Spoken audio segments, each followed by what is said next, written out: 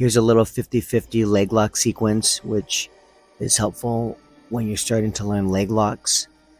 Starting that 50-50 position, your partner stands up and you swoop them back down, and then they figure four their legs and you untangle their secondary leg to expose their heel, and then they proceed to try and free their knee line by scooting away, by pointing their toes, by heel slipping. Always maintain the knee line, fighting off that secondary foot, and then getting the inside heel hook. So now we'll break it down a little slower. You can't see from this angle, but Kara in the black has her ankles crossed, and PJ in the blue rash guard is scooting her butt back. So Kara, with her ankles crossed and her knees pinched, maintains the knee line. So now PJ puts all the weight on her inside leg, stacks Kara, and tries to defend by keeping her heel flat on the mat. Now you want to practice sweeping your opponent back down when they stack you.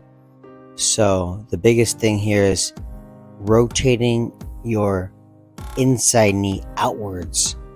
This forces them to lose balance and buckle, and at the same time you also want to chop down at their hip. So notice Kara here, her right knee on the inside, she'll squeeze her knees in and rotate outwards, forcing PJ to fall down.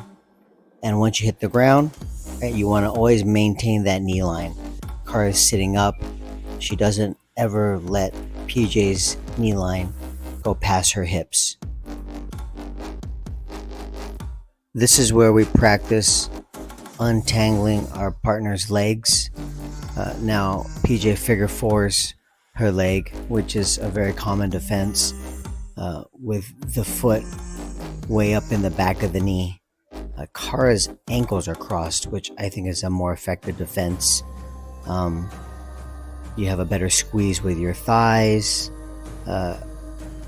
and your feet are hidden better behind their back. Kara reaches underneath PJ's secondary leg with both arms, right?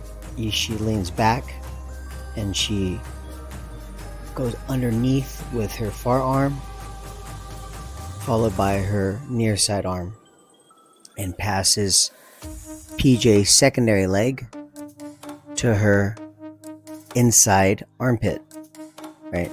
You need to expose your partner's heel, and the only way to do that is to untangle this secondary leg.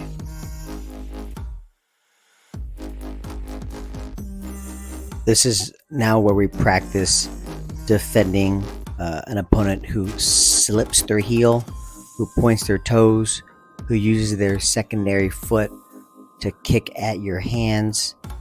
You have to deal with all these things. In addition to the heel slipping, toe pointing, and foot fighting, you also always have to maintain that knee line as PJ tries to scoot away, right? If you're going to lose the knee line, then you need to bail on the attack and grab their knee. Right? You have to grab their knee like a saddle and scoot your butt close. So as you can see here, PJ slips her knee out by turning her hips towards the ground. So at this point, Kara needs to bail on the finish and maintain that knee line.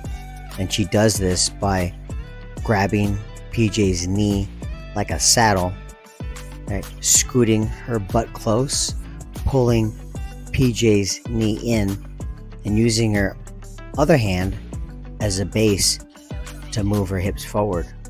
So now as you can see, Kara has PJ's knee nice and secure again, and when she does, she goes back to the attack. Finally, you'll practice breaking mechanics. This sounds pretty scary when you're starting out with leg locks, but as long as you're with a controlled partner, someone you trust, and you guys go super slow and find your limits of how far you can crank things, then you should be good. Be sure to have your wrist blade underneath their heel with a tight cable grip. You're on your shoulder, staying tight like a ball. And when you finish, you raise your hips off the ground and bridge into the side of their knee as you pull their heel towards your face. You don't want to spin all the way to your back onto your opposite shoulder. You want to just stay nice and tight. Think of it like a rotisserie where you have both ends secure and the only piece that spins is the middle part, which is their knee. Be safe and have fun with this sequence, and don't be afraid of leg locks.